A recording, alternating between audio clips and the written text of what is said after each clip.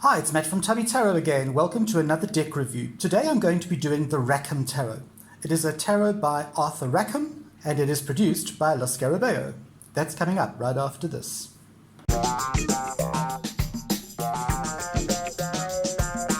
Right, welcome back. The Rackham Tarot. Arthur Rackham was a very prolific illustrator in the late 1800s, and some of his famous works are Grimm's Fairy Tales, Alice in Wonderland, A Midsummer Night's Dream, and Charles Dickens's A Christmas Carol. Now, what they've done with this deck is the Scarabeo have taken the actual drawings and applied them to cards. So these cards are not drawn specifically for this deck. Anyway, let's get onto the deck.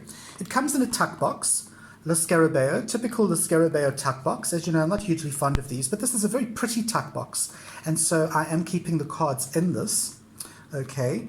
It comes with the obligatory little white book in 500 languages, and it gives the usual bits and bobs that you can actually have a look at. The nice thing is it does give you a bit of a blurb about Arthur Rackham. All right. Let's put that over there. This is the back of the cards. Beautifully illustrated. It's a gorgeous sort of silvery, bluey, greeny color. It's like a silvery gray in real life, actually, although, you know, my camera makes everything look blue. Anyway, there it is. Card quality, very Le Scarabeo, not a problem. Shuffles nicely, is not high gloss, so you can read outside with it. And it's pretty standard card size, as you can see. All right, let's trot through the major arcana. Now, this is not 100% RWS friendly, but it is noticeable. So, for instance, you'll see that this is the Fool card. And you can see there is a little man and there is his little dog. So you can kind of understand that's the Fool. But then look at the Magician card. It's actually Pandora's box. Okay? Now, that is the Magician, of course. Very different to the RWS system. You then have the High Priestess, which can pass as an RWS. There she is. This kind of looks like pillars, but it's actually a curtain. But you kind of get that High Priestess vibe. Then you have the Empress card. Perfectly chosen image. The cat, the Empress, the baby. Very well chosen image for that card. You have the Emperor. Another well-chosen image. He has his huntsman, and there he is going out with his long stave, okay, into the woods with these little figures creeping out. All right. Then you have the Hierophant. Now again, the Hierophant doesn't look at all like a Hierophant. All right. You've got two dogs. In fact, there are a whole lot of dogs. It's kind of more like a hunter than the Hierophant that we know. The Lovers cards. Now that's a very well chosen card, is the Lovers.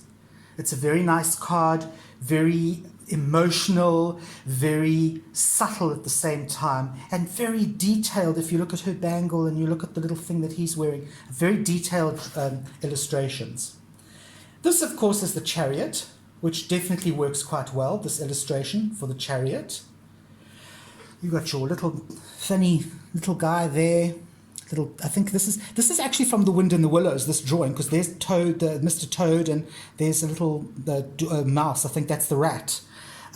So this is from a fairy tale, but it suits the card. Here we have the Strength card. Again, this suits the card. You've got the lady, you've got the lion, but it's not specifically drawn for this deck. Here we have the Hermit card. That kind of works for me as well. The Hermit, bandaged up, got his old bandages on his feet and his chin's bandaged, and he's got his thing. Obviously, the only thing he doesn't have here is a light box, the lantern. All right, next we have the Wheel of Fortune, and you can see it doesn't represent a Wheel of Fortune at all. Then we have Justice. Again, not a card that I would really associate with Justice, although she has got her arms out, I'm not sure. But a beautiful card, lots of detail.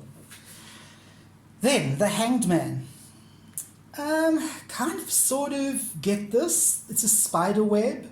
So the little fairy is balancing on the spider web. So yeah, I kind of get it, you know. But again, it's just a beautiful image. The death card I fully get, and it's a very, very beautiful death card. It's not at all a terrifying, frightening death card, but it is kind of the Sleeping Beauty kind of thing going on here. All right? So there's your death card. We then have Temperance, which to me looks more like something from The Tempest. So yeah, that's Temperance. You then have the Devil card. Yes, that works as a Devil card for me. You can see he's this imp-like figure. So yeah, I see that as a Devil card. Then, of course, you've got the Tower card. Again, I get it. That works as a Tower card for me. Okay? You then have your Star card. Not a difficult one to find a drawing for. Beautiful Star card. Lots of silhouette. You have your Moon card. Yes, I can see it's a moon card, but I do miss the little dogs and the tower and the little chocho that crawling out of the sea. But it's a moon card. I get it. Okay. Then you have the Sun card. Now, I don't know about this one. To me, it's a bit creepy. But anyway, that's the Sun card in this deck. This is the Judgment card. It definitely works for me as a Judgment card. It's more a card of innocence to me. That's the feeling I get. But that's the Judgment card. And then, of course, the World card, which, again, works for me. So I would say that perhaps 90% of this deck, major arcana, actually works. Okay, so I hope you enjoyed that. I am Matt from Tubby Tarot, and I will see you next Sunday with another deck review.